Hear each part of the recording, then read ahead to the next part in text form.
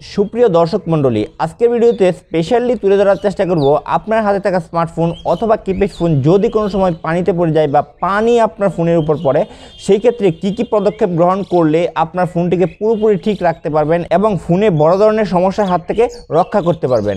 আর এই সবগুলো বিষয় আমার বাস্তব অভিজ্ঞতার আলোকে শেয়ার করার চেষ্টা করব। তো আশা করি ভিডিওটি না টেনে সম্পূর্ণ দেখবেন। আমরা জানি মূলত ব্যাটারি, সূক্ষ্ম কিছু কম্পোনেন্টের সার্কিট এবং কিছু পার্টসের সমন্বয়ে একটি ফোন গঠিত। পানি হচ্ছে বিদ্যুৎ পরিবাহী।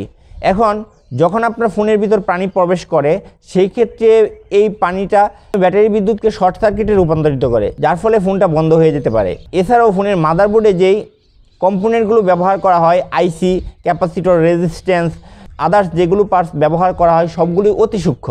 শর্ট সার্কিট হয়ে যাওয়ার কারণে কানেকশানের জন্য যে ঝালাইগুলো থাকে প্রত্যেকটাই ড্যামেজ করতে পারে, ড্যামেজ করে পার্টসকে উঠিয়ে দিতে পারে। যেরকম ছবিটা দেখতে পাচ্ছেন এরকম হয়ে যেতে পারে, যার ফলে ফোনটা কাজ করে না।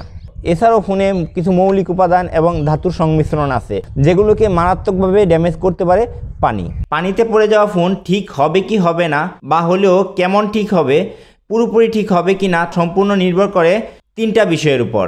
এই তিনটা বিষয় হচ্ছে, এক নম্বরে আপনার ফোনের বিল্ড কোয়ালিটি। আপনার ফোনের বিল্ড কোয়ালিটি যদি খুবই ভালো মানের হয় এবং ওয়াটারপ্রুফ সিস্টেম রাবারিং যদি ফোনে ঠিকঠাক থাকে, সেই ক্ষেত্রে ফোনের ভিতর বেশি পানি প্রবেশ করতে পারে না। এবং মাদারবোর্ড, আইসি কম্পোনেন্টের উপর ওয়াটারপ্রুফ পেস্ট লাগানো আছে কিনা। যদি ওয়াটারপ্রুফ পেস্ট লাগানো থাকে, সেক্ষেত্রে ফোনটি পানিতে পড়লেও মাদারবোর্ডে তেমন ক্ষতি হয় না। দুই নম্বরে যে বিষয়টা আছে সেটি হচ্ছে, আপনার ফোনটি পানিতে পড়ে যাওয়ার পর কতক্ষণ সময় অতিবাহিত হয়েছে পানি অপারেশন করতে। তাই সময় এখানে গুরুত্বপূর্ণ বিষয়। পরবর্তীতে আমরা সেই বিষয়টা বিস্তারিত জানব। তিন নম্বরে যে কারণটা মনে করতেছি সেটি হচ্ছে ভালো মানের টেকনিশিয়ান। আপনার ফোনটি কি ঠিক হবে কি হবে না, তা অনেকটাই নির্ভর করে টেকনিশিয়ানের উপর। টেকনিশিয়ান যদি ভালো করে প্রপার ওয়েতে পানিগুলো অপারেশন করতে পারে, সঠিক পরিমাণ বায়ু এবং তাপের সমন্বয়ে প্রত্যেকটা যন্ত্রাংশ থেকে, তাহলে আপনার ফোনটা ঠিক হয়ে যাওয়ার সম্ভাবনা অনেকটা বেড়ে যায়। অনেক অনভিজ্ঞ টেকনিশিয়ান আছে যারা ফোনটি কীভাবে খুলতে হবে প্রপার ওয়েতে সেই বিষয়টাই জানে না। সেই ক্ষেত্রে আপনার ওয়াটার ড্যামেজ ফোনটি যদি এমন লোকের হাতে পড়ে, তাহলে আপনার ফোনে পানিতে পড়ে যতটুকু ক্ষতি না হয়েছে তার চেয়েও বেশি ক্ষতি হতে পারে। সুতরাং অভিজ্ঞ কোনো টেকনিশিয়ান দিয়ে কাজ করাবেন অবশ্যই। এটা যে কোনো ইলেকট্রিক বা ইলেকট্রনিক্স ইকুইপমেন্টের ক্ষেত্রে হতে পারে। এখন বলে দেওয়ার চেষ্টা করব, আপনার ফোনটি যদি পানিতে পড়ে যায় তাহলে তাৎক্ষণিক কী ব্যবস্থা গ্রহণ করতে পারেন। প্রথমে যে কাজটা করতে হবে, পানি থেকে ফোনটি যত তাড়াতাড়ি সম্ভব উঠিয়ে ফেলতে হবে। কারণ আপনার ফোনটি যতই বেশিক্ষণ পানিতে থাকবে বা পানির সংস্পর্শে থাকবে, ততই তার একদম পুরোপুরি নষ্ট হয়ে যাওয়ার সম্ভাবনা বাড়তে থাকে। তাই যত তাড়াতাড়ি সম্ভব উঠিয়ে ফেলতে হবে। দ্বিতীয় যেই কাজটি করার জন্য বলবো সেটি হচ্ছে, আপনার ফোনে থাকা ব্যাটারি যদি রিমুভেবল হয়, সব কিপ্যাড ফোনের ব্যাটারি রিমুভ করা যায়, কিন্তু স্মার্টফোনের বেশিরভাগ ক্ষেত্রেই ব্যাটারি রিমুভেবল না। তো ব্যাটারি যদি রিমুভ করা যায় বা রিমুভেবল হয়ে থাকে, যত দ্রুত সম্ভব আপনার ফোনের ব্যাটারি ডিসকানেক্ট করে ফেলবেন। যদি রিমুভেবল হয় খুলে ফেলবেন, আর যদি ডিসকানেক্ট করার সিস্টেম থাকে, আপনি জানা থাকে, তাহলে অবশ্যই ডিসকানেক্ট করে ফেলবেন। কারণ ব্যাটারি থেকে বিদ্যুৎ প্রবাহ পুরোপুরি মাদারবোর্ডটাকে শর্ট সার্কিট করে এবং অধিক পরিমাণ ক্ষতি সাধন করে। সুতরাং ব্যাটারিটাকে যত দ্রুত সম্ভব রিমুভ করে ফেলতে হবে। পানিতে পড়ে ফোন নষ্ট হয়ে যাওয়ার পুরোপুরি 90% দায়ী হচ্ছে ব্যাটারি সময় মতো না খোলা।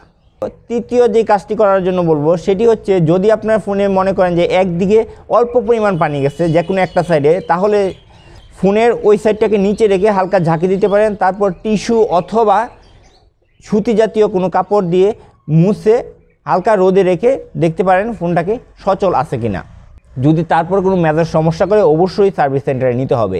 চতুর্থত যেই কাজটি করার জন্য বলবো সেটি হচ্ছে, যদি আপনার ফোনটি পুরোপুরি পানিতে পড়ে যায় বা পানির ভিতর অনেকক্ষণ থাকে, সেই ক্ষেত্রে অবশ্যই সার্ভিস সেন্টারে নিতে হবে। এবং পঞ্চমে যে কাজটা করার জন্য বলবো সেটি হচ্ছে, আপনার ফোন থেকে পানি 100% অপসারণ হয়নি এরকম যদি বোঝা যায়, তাহলে কখনোই আপনার ফোনটি যদি বন্ধ থাকে, তাহলে ব্যাটারি কানেক্ট করে ফোনটি খোলার চেষ্টা করবেন না এবং চার্জেও যুক্ত করার চেষ্টা করবেন না। সেই ক্ষেত্রে আপনার ফোনটি আরও বেশি ক্ষতি হতে পারে। ফোনের ভিতরে পানি প্রবেশ করে এমন বেশ কিছু জায়গা আছে, যেমন স্পিকার, ইয়ার স্পিকার, হেডফোন বা চার্জিং পোর্ট, অথবা ভলিউম বাটন, সিম ট্রে।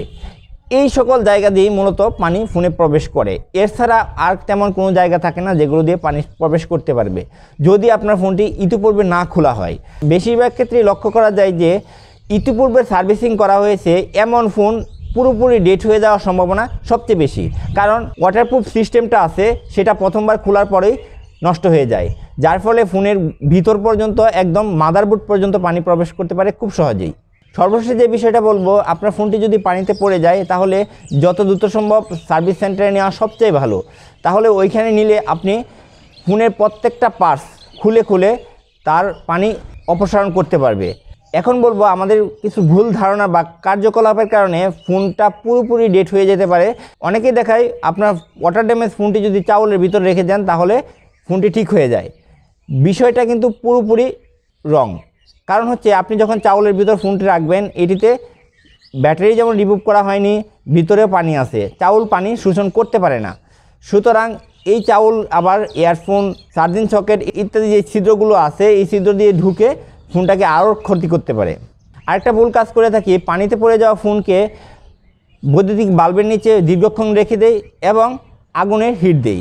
সরাসরি যখন আপনি পানিতে পড়ে যাওয়া ফোনটিকে বৈদ্যুতিক বাল্বের নিচে রাখবেন, এতে করে এটার বডি অনেক মারাত্মকভাবে ড্যামেজ করতে পারে, ডিসপ্লে সমস্যা হতে পারে, আগুনের হিট দিলেও ঠিক সেম ঘটনাটাই ঘটতে পারে। সুতরাং এগুলো কাজ থেকে বিরত থাকতে হবে। যত দ্রুত সম্ভব সার্ভিস সেন্টারে নিয়ে প্রত্যেকটা কম্পোনেন্ট বা পার্টস খুলে আপনার হিট দিয়ে এগুলোকে পানি অপসারণ করতে হবে। অনেক সময় দেখেছি যে একটা ওয়াটার ড্যামেজ ফোন আমার কাছে নিয়ে আসতে, কিন্তু ব্যস্ততার কারণে ফোনটা দেখতে দেরি হয়েছে বা দেখতেই পারিনি। 2-3 দিন পর ফোনটা অন করে দেখি সব কিছু ঠিক আছে। এরকমও ঘটনা ঘটেছে। বোর্ডের কোয়ালিটি খুবই ভালো হয় তাহলে এরকমটা হতে পারে। পরিশেষে যেই বিষয়টা বলতে চাই, যদি আপনার কপাল খারাপ থাকে তাহলে একদম নর্মালি সমস্যার কারণেও বা এক ছিটে ফোটা পানির কারণেও আপনার ফোন টোটালি ড্যামেজ হতে পারে। আবার যদি আপনার কপাল ভালো থাকে বা লাক ভালো থাকে, সেই ক্ষেত্রে অনেক দিন পানিতে পড়া থাকার পরেও আপনার ফোনটি চলতে পারে। তো আশা করি ভিডিওটি ভালো লেগেছে। এই ভিডিও সম্পর্কে আপনার কোনো প্রশ্ন বা মতামত থাকলে কমেন্ট বক্সে লিখে জানাবেন। বিডিমেট চ্যানেলের ভিডিওগুলো দেখে আপনারা অনেকে চান আমার কাছ থেকে বিভিন্ন বিষয় সম্পর্কে জানতে অথবা জানাতে। সেই ক্ষেত্রে ডেসক্রিপশন বক্সে একটি মোবাইল নাম্বার এবং ফেসবুক পেজের লিঙ্ক দেওয়া আছে, সেই মাধ্যম ব্যবহার করে আমার সাথে যোগাযোগ করতে পারেন। দেখা হবে খুব শীঘ্রই অন্য একটি ভিডিওতে নতুন কোনো বিষয় নিয়ে। সে আশাবাদ ব্যক্ত রেখে আজকের মতো বিদায় নিচ্ছি। আল্লাহ হাফেজ।